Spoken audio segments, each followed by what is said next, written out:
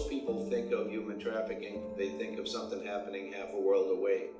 And in reality, it's right here in our own backyards, big cities, small towns across America.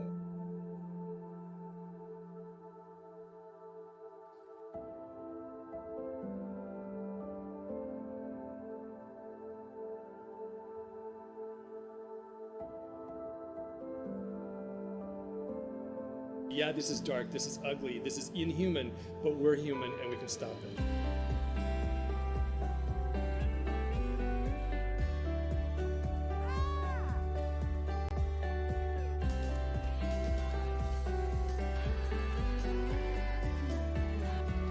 Thank you for the donation. Thank you. It's rocking a 400 point right now.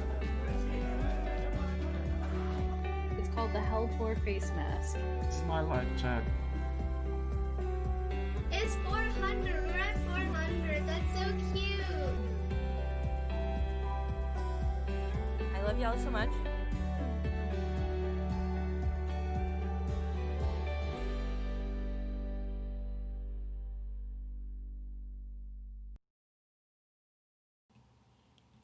Welcome in everyone for another stream on a lovely Tuesday night on See It End It. I'm one of your hosts, One Way Cafe. We also have Patrick, our founder of See It End It. How are you, Patrick? What's going on with See It End It?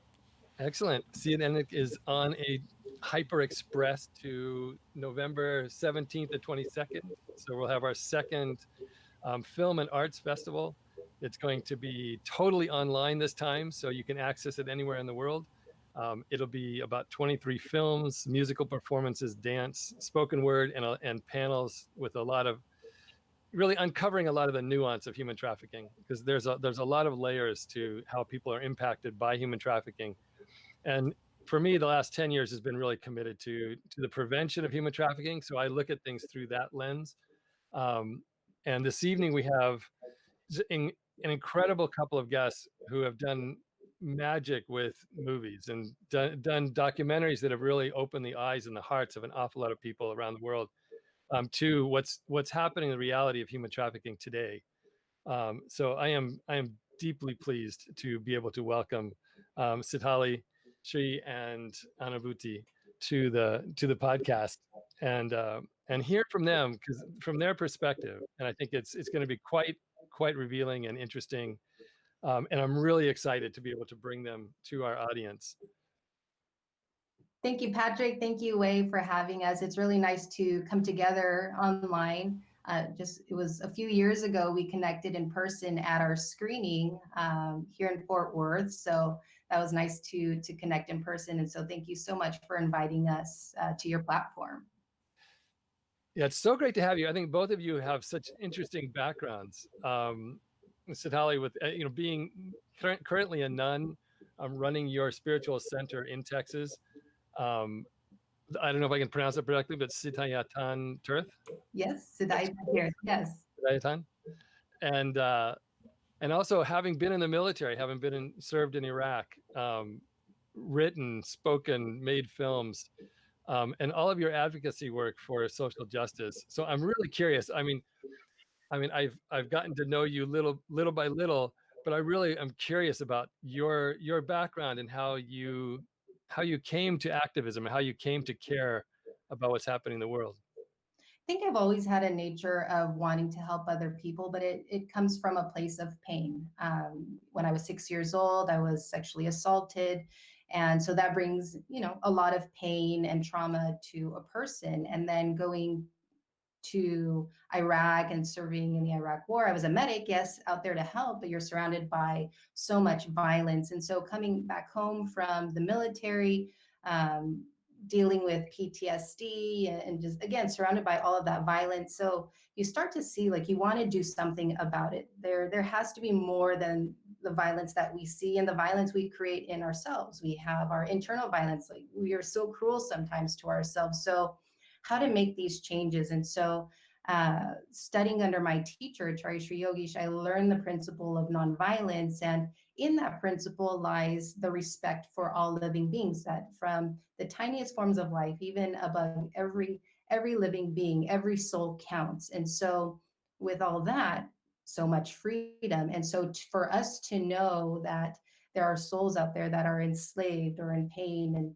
and not necessarily just trafficking, but other forms, it bothers us. And so coming from that place, coming from that compassion, we want to use our voice to raise awareness for those injustices. And so, human trafficking is a top mission for us to combat, coming from our own pain, wanting to help others, and in the same time, helping ourselves. Yeah. Yeah. I think that the motivation is very interesting. Almost everyone we've had on the program and almost everyone I've talked to within this space, something just kind of hit them about human trafficking.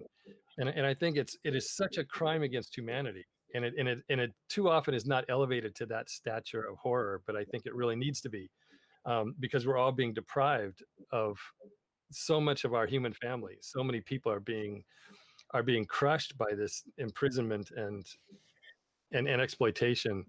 So it is just so, I mean, we're just reaching a point where this becomes a reality. This becomes something that's actually happening today on our watch, and to our brothers and sisters, to our family.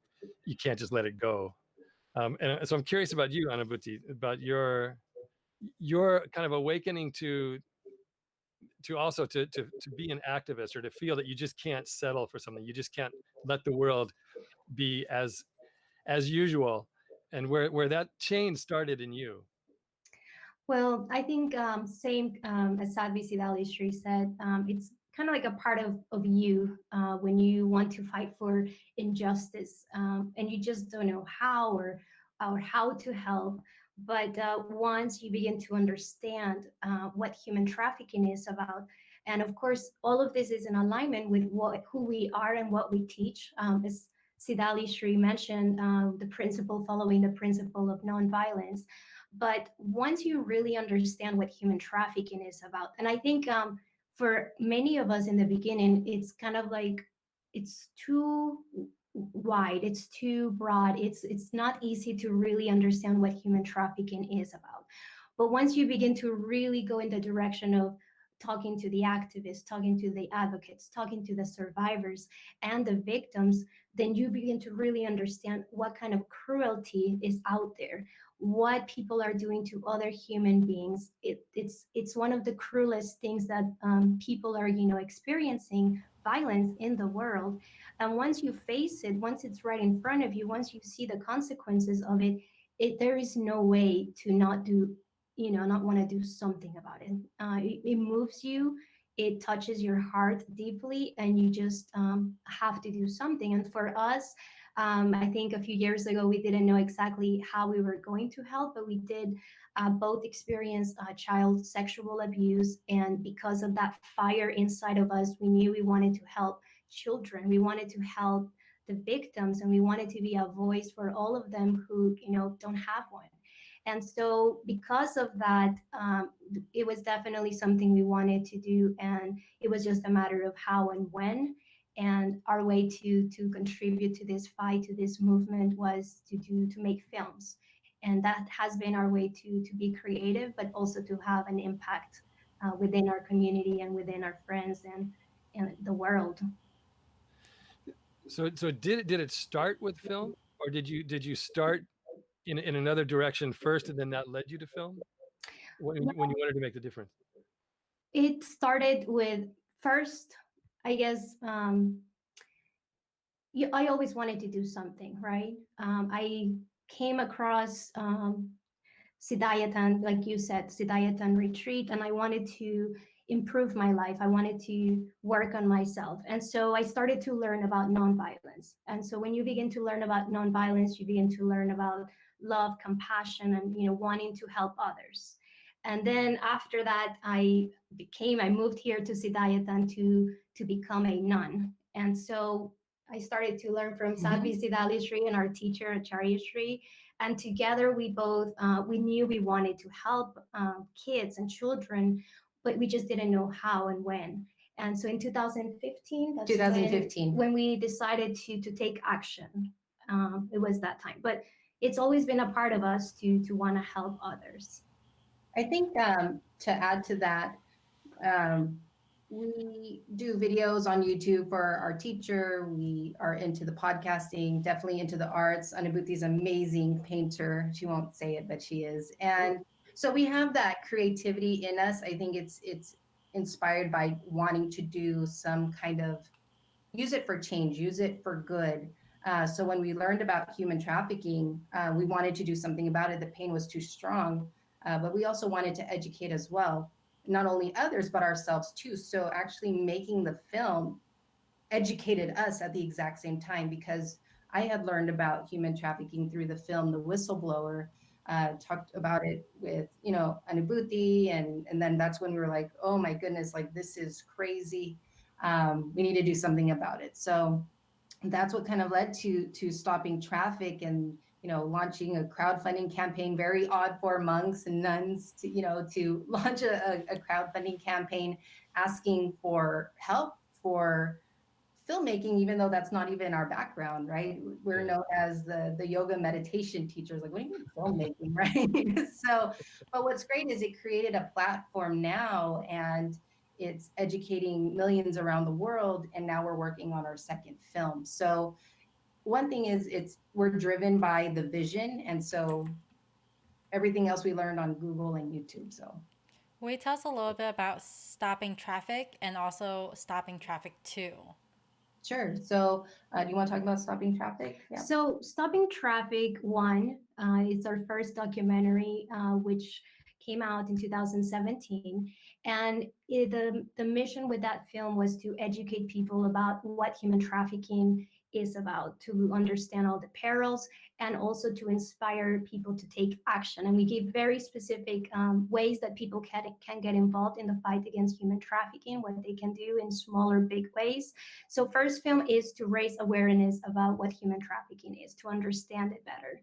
And the second film, we wanted to focus more on the survivors because we understood after the first film how very few people survive human trafficking. And the few people that make it out, very few of them are receiving help, resources, or tools to help them in their healing journey. There are not enough shelters, there is not enough help or programs to help them rehabilitate themselves and reintegrate themselves into society.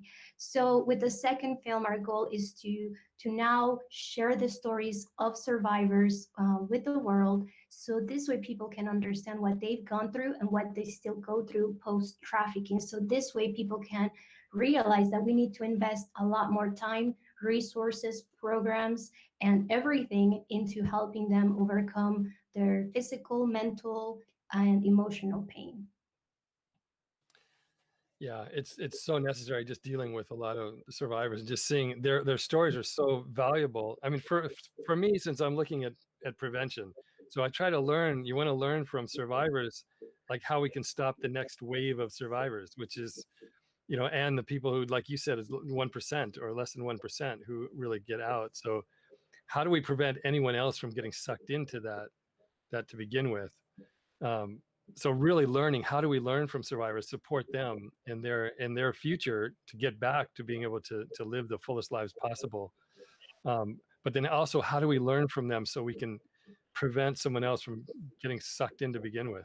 Because it is so hard to get out, and it's so hard to get out, remotely intact. And that's just such a deep concern. It's so funny you mentioned whistleblower, because I had worked with UNHCR, and when I saw whistleblower, I was so like, whoa.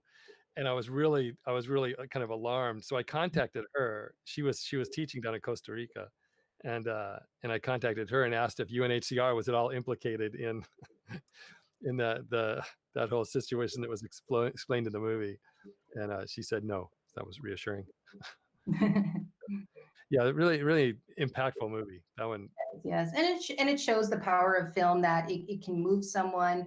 There's films where they're sensationalizing what trafficking is, and so it's really, I think that's why we prefer the documentary side. It's not drama, it's real life. You're interviewing survivors, you're connecting with them, they're sharing their stories, and we're doing our best to, of course, honor their truth, and not sensationalize just for the sake of. And so, getting to what you were talking about, with prevention, what we found in our travels and in our interviews, it's human trafficking is so multidimensional.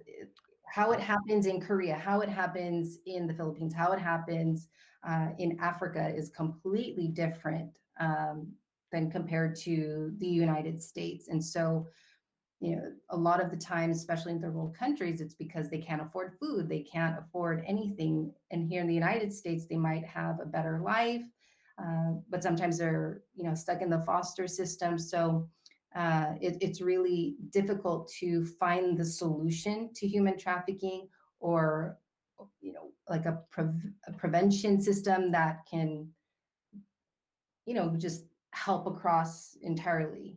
It's really difficult. I Right. think it's one of those things. It's like an individual at a time, and as the more we interview survivors, the more we connect with them, like you said, asking them the question, so then they can guide us. Especially in this movement, we need to listen to survivors. They're the leaders of the movement, and um, you know, especially with nonprofit organizations, we have to really be careful, because we might, egos might get involved, the ideas of what the solution, you know, they think that's what it is, but really it comes down to the survivor. What do they think? What do they feel? What have they experienced? And they should be included. Their voice should be included with the organizations as they come up with solutions, as they come up with prevention training and so on. So really it comes down to the survivors. But, you know, with stopping traffic too, it's hard to get to that place to give advice when they're still struggling. They're still trying to overcome their PTSD. They're trying to get clear with their life. And so that's what's important about our film, is to see the journey, to see it at different stages. This way, again, like, we can get them the help they need. The nonprofits have the resources they need to help these survivors. And in the end, they become very independent. They can live their own life, and from that place, be able to advise and guide us all in this movement. Yeah, it seems that there's the two paths, right? There's some that just completely, like, once they're out, they don't want anything to do with it. They don't want to think about it, and they just kind of move on and try to get on with their lives. And then others who really find their healing in helping others, and in kind of being more vocal and expressing themselves. Did you, in interviewing survivors, did you find that, like, where you're interviewing people who just really wanted to forget and put it aside, or was everyone that you talked to more? I'm going to assume that they would be the ones who would want to be more open and want to make their story a healing and a help for others. Yes, typically the people that wanted to talk to us, they were ready to share their stories. They, you know, they wanted us to listen to them. Once they knew about the project that we were working on, they wanted to be a voice. They wanted to share because they wanted to help others. They wanted to prevent it. So most of the people that we spoke with wanted to share their stories. But like you said, there are people that are not ready to talk about it. They're still carrying the heaviness from their past, and you know, there may be a time in the future where they might become more comfortable doing it, but sometimes it's not easy, you know, even for us that have experienced some kind of trauma from childhood, even if it's just one incident, you know, sometimes it takes 20 years to be able to even talk about it, just briefly. So we understand the heaviness that comes with it, and you know, we can only imagine what they've gone through and what they still feel. So yeah. And I think your film, I mean, the real importance of it is getting those voices out. So, because there's a kind of a reassurance when others come out and tell their stories, there's kind of a validation and also a sense of support for those people that haven't really opened up about what they've experienced. I think one of the moving experiences we had in the theater last year when we had the film festival, you know, during one of the question and answer sessions, we had a woman stand up who had been trafficked when she was a kid, and she's there with her husband, and she never told him, she never told anyone. And then in the environment in this you know, movie theater, she got up and told everyone, you know, that this had happened to her, and her appeal was really for people to take it seriously, that this was something that was happening to people. And it was just really the courage of this woman, and you know, and then to tell her husband in this way was so powerful. And I can just imagine how important your film is, in that way, that you're giving people kind of the strength to have a voice. It's too. Really it's fun. amazing. Yes, almost every single time we have the opportunity to talk in public or to show the film, almost every single time we have people that come afterwards and explain to us that they were either trafficked or they experienced some kind of abuse, sexual abuse, and by watching the film and by sharing with us what they've gone through, they tell us it's healing for them. So we know the power of film, not just to educate, but also to help, many people heal from their own trauma. So it's been quite amazing. I have a question, not being a filmmaker, but somebody who loves film. Um, how organized were you in approaching the documentary? I mean, did you have, this is the content we want? Like was it pretty much laid out, or was it like, let's go here? Oh, that person told us about this. Basically, it happened organically. We really had no idea what the film was going to be about until we got to editing. When we, interviewed for Stopping Traffic 1, even approaching shelter directors, all we could say was we're two nuns. We have a vision and we want to help the movement. And we're trying to make a film about it. So, I think they trusted our background more, and that's what that's why they invited us to their shelter, and even interviewing a representative at UNICEF in the Philippines. And this is like big stuff for people that don't even know what they're doing, but again, driven by heart, driven by that. And so everything again unfolded in the end. But for Stopping Traffic 2, we discussed, what we wanted to do. We had the input of our teacher, and we wanted to focus on following the survivors and their journey post-trafficking, because a lot of the times with documentaries, they might focus on rescue, they might focus on what is sex trafficking. So they have the education side, they have the rape side, but what happens post-rescue?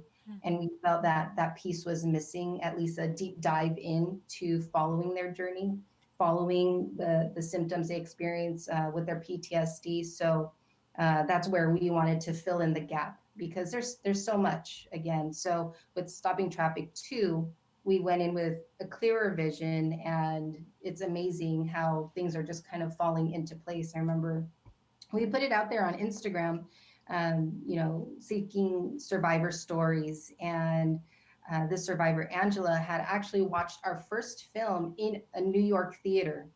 And she watched the film. And this was during the time she was in a shelter. They allowed her to go out. She wanted to watch the film. She watched it. And then when we put out that post, she responded like, hey, if you're ever in Dallas, I'd love to share my story. And she sent all of this information, videos, court documents, just to show, at least as if she had to prove herself. And we're like, hey, we're an hour and a half away from you. Let's connect. And so you'll see Angela in our video that we're going to share with you shortly. But that's kind of like the full circle moment where a survivor watches our first film and now is a part of our second film. It's a beautiful. Yeah, God, how beautiful that is. Yes. Why don't we go ahead and show the clip now? Give us a second so we can get this going. Rails with a broomstick. I'm going to share screen now.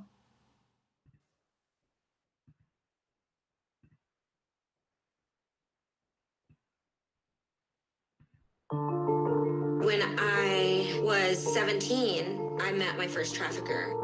He felt like if he recruited girls younger, they would be easier to break down, easier to groom, and easier to control. There was another girl that was trying to do the same thing, and he found out, and he put her into a dog cage and started beating her through the little rails with a broomstick. And he said, that's what happens when you try to run. I lost everything. What was I gonna go back to? I just sat in the hospital and realized, like, this is not what I deserve. This is not the end of my story. Hey everyone, my name is Sadhvi Siddhali Shree. And I'm Sadhvi Anubhuti, and we are two Jain monks and filmmakers fighting against sex trafficking since 2015. Throughout our filming journey, we have met with many global activists, NGO leaders, advocates, mothers with children being trafficked, and hundreds of survivors to fully understand all the dimensions behind human trafficking. And one thing that we found out that shook our core was to know that out of all the victims, only 1% of them survive human trafficking. And out of that 1%, 80% of them do not receive any help, such as tools, resources, or anything to help them in their healing journey.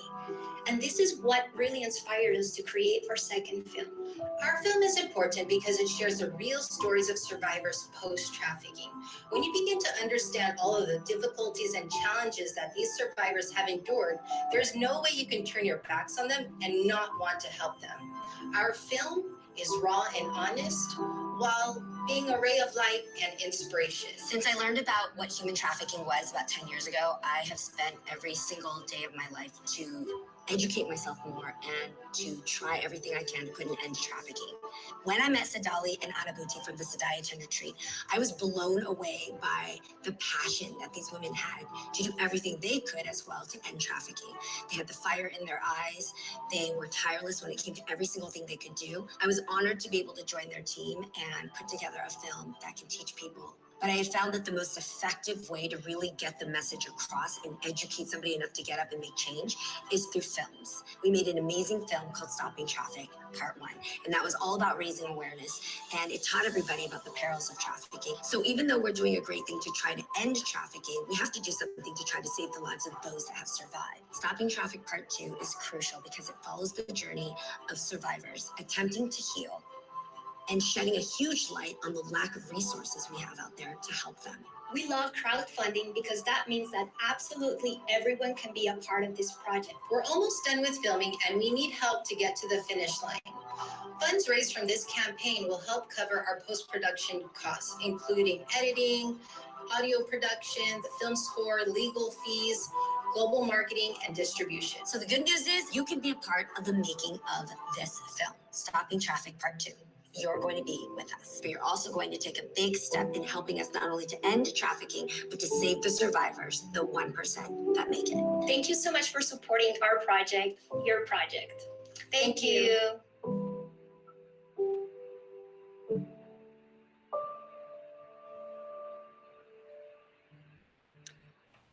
It's so great. It's such a great opportunity for people to be a part of something that's so necessary and so significant. I think that's the thing that so many people, they learn about human trafficking and it's like, what do I do? And if they don't connect to something, then it just becomes this kind of heavy, thing that you kind of just don't want to really deal with. So you really opening the door and giving people a chance to be part of something so important. It's so great. I think that's the cool thing about our project, especially with the whole crowdfunding side. We're close to almost 400 supporters for our crowdfunding campaign. So it's like 400 people, let's say, creating this film together. And so you have so much love, you have so much energy, you have all of that passion and compassion all lumped into this project. Because, we can, let's say, do the film and so on, but when we do it together as a community and we're united and we have all of that energy and that pure intention to help, I think that's where the impact is created, because now they feel that they're involved. Like maybe they're not, boots on the ground, or they're not the ones filming every scene, but they're supporting that project. So it becomes their film too, and they're proud of supporting that. And when they hear about human trafficking, they'll have something to say, they know more about it, or they're going to educate themselves more. Or what we've seen is we've seen people who have watched our first film, supported our first campaign, and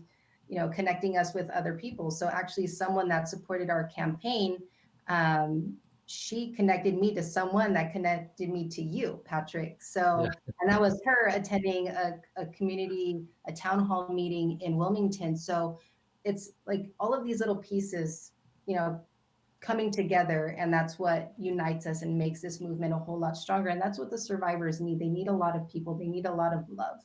And this Stopping Traffic 2, that's what it's about. Is Stopping Traffic 2 available now? Or is it Stopping still in process? Yes, Stopping Traffic 2 is still in the process. We are editing at this point, and we hope to get to picture lock by the end of the year or early 2021. And then ideally, it will be available 2022 for release. So right now, we're in the midst of the crowdfunding campaign to help us complete the film because it's not expensive. We learned it with the first film. There's a lot of expenses, and so that's why we have this campaign going on. How long did it take you from start to finish with the first film? We moved pretty quickly, I think, a little too quickly. I think we started 2015 and it was released 2017, so a couple of years. 2 years. I never forget that. I mean, watching your film at the screening in Texas, and it was so impactful. And the one thing that I was really inspired by was that you really brought in male voices as well, and in such a powerful way, and like really connecting to this issue. Because I think for too long it was really like it was a woman's issue. It wasn't really inclusive of men, and we really need that because men are critically important to ending it. And my question to you is, both of you having suffered some like an abuse as children, and then also knowing what the customers of traffic victims are doing to human beings, how do you keep perspective? I mean, like how, like as women, how do you view then the men who are predominantly the perpetrators of this, and as far as the customer side of it goes and abusers go, how do you process that? I think in the beginning it was difficult to have compassion for these people, but the more you learn about human trafficking and the buyers and the traffickers and why they're doing the things they are doing, you kind of begin to put the pieces together. So we cannot forget that these people are also human beings, and they have problems of their own. They come from different backgrounds, and most of those backgrounds are not necessarily the best. So for example, we interviewed an ex-trafficker in Mexico, and at the beginning, we had those feelings, that heaviness that we almost didn't want to talk to him, but at the same time we knew we had to be able to share that aspect of human trafficking. But once you start talking to him and asking him the questions like, what was your childhood like, what happened to you, and it comes down to him having a pretty bad childhood, a lot of abuse at home with his mother, physical abuse. He left home at the age of 8, very, very young, into the streets of Mexico City, one of the most violent places in the world. And a man picked him up and he gave him shelter. He was a good man, but unfortunately, he had a mechanic shop, and the mechanics sexually abused him every single day for years. So, and then we interviewed his mother, and you ask the same questions. Well, what was your childhood like? And she said, well, I started getting abused sexually since the age of 5. And so it makes you think, well, no wonder why they are doing the things they are doing. And it's not that you justify their actions, but you begin to understand why this is happening. And it comes down to higher kind of thinking. If we begin to really think, what are we doing as humans that's creating this problem of human trafficking? And we talk about this several times with many people. It's the desires of people that pushes you further and further into, it leads to from one thing to another. People not being satisfied, people always wanting and craving more, whether it's power, control, lust, or anything. But when you come from understanding of the human mind, you begin to kind of have a little bit more compassion towards people. And again, not to say that you justify their actions, but just having more understanding. Yeah, I think that for me, because I work with men and I work with especially the pornography and human trafficking, that kind of realm, and what it does to men, and that you have like men have believed a lie also, that this is somehow going to give them a more satisfying life or a more successful life or whatever it is, and it's hollow. It's not. It doesn't have the spiritual value that actually all of us long for and need. and so you end up believing lies. And I think that's where, for me too, a lot of men, like their solution to human trafficking is a very big gun, and you go and take out as many traffickers as you can, and that's this very visceral response. But there's no end in that at all. And it's like, it's until we start awakening people more spiritually to what we really want and what's really going to provide happiness, we're not gonna see this end.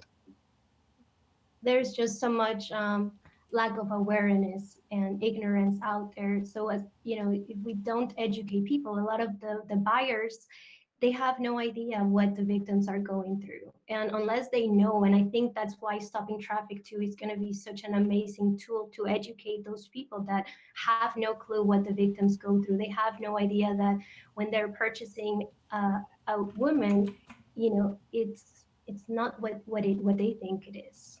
So I think definitely this is going to be a major tool to help people understand the reality. What was like your best experience working on these films?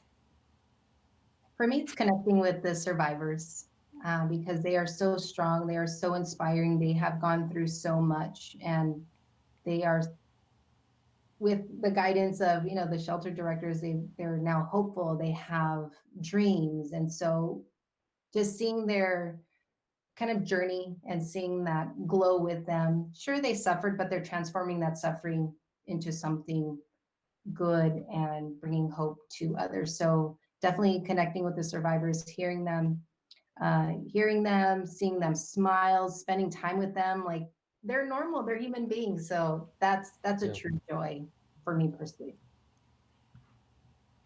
How about you?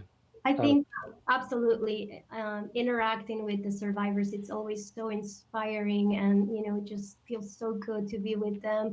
They teach us so much about the human spirit. If they can overcome the pain, or if they can go beyond it, it teaches us that what we've gone through, we can overcome it too. So it's very inspiring. But aside from that, it's human trafficking is such a dark topic. But within all of this darkness, we have had amazing experiences meeting amazing people anywhere we go. So whether it's here in the US, going to Mexico, the Philippines, Hungary, Ethiopia, India, we meet amazing advocates, activists, people fighting for the survivors and trying to really end this terrible situation of human trafficking. So no matter how big the darkness is, there is also a lot of light and positivity and good people in the world as well. So it's been a really nice experience with that. It helps keep the balance. It helps keep the balance, especially with the heaviness of the topic and doing these interviews. But again, it's the hope, the light, the positivity, and that's our whole thing. Yeah, we need that constant message too. I think that that it's possible to overcome the most horrific things one can imagine, but the human spirit is capable of incredible rebound, and once we connect to something spiritually fulfilling, I think then actually we can overcome a lot. And we need that message a lot because so many people are hopeless, and we need to kind of fertilize that hope. So I really want to just express my appreciation for you guys coming on. I know you have a time crunch, and really want to honor that. What would be your final message, your final request, to send out? Absolutely. Well, thank you again for having us on this awesome podcast. For those who are listening, we do have a crowdfunding campaign that's going on right now. It ends October 14th. So if you want to get involved, if you want to be part of this project, be part of this film, be part of this movement, we invite you to visit stoppingtraffic2.com. It's a nonprofit film, so all proceeds, 100% of the proceeds, go back into human trafficking awareness campaigns, to the survivors, and to the shelters. So know that you're part of something good, so this way we can help the survivors and help end sex trafficking. Yeah, what's always been a part of what we've done here with the podcast too is just really demonstrating that everybody's got a part to play, and you don't have to be an expert. And you kind of exemplify that coming into filmmaking, not as skilled filmmakers, but really just wanting to do something. And I think that's I'm an English teacher, and it's like all of these things that have happened just come from a passionate place of wanting to make a difference. And I just really appreciate your honesty in your films, your honesty and sincerity that comes through you so strongly. So very, very deeply thankful to you. I want to shout it for next week. So next Tuesday we're going to have the founder, Brad Riley, and Guido Hygenius, who's the West Coast representative for I Empathize. So they're going to both be on the podcast next Tuesday evening. I Empathize has done amazing work with media and also with really bringing people together and educating children who could, without understanding, without being aware, could become vulnerable to being trafficked. So it'll be a great show next Tuesday. So please join us 7 p.m. on Tuesday and Pacific take time. it away, Wade. 7 p.m. Pacific, 9 p.m. Central for us. Thank you, everyone, for being a part of this stream. Thank you, everyone that was live and or anyone that will be watching this in the future. This will be available on YouTube by Thursday this week. Thank you, everyone. Thank you, MP, for being in chat with all your commands. I'm going to be rating you guys, so MP will be putting in our raid command in chat. I hope you guys all have a wonderful night, and we'll see you next Tuesday. Thank you so much. Thank you, Patrick. Thank you so much. Very, very much.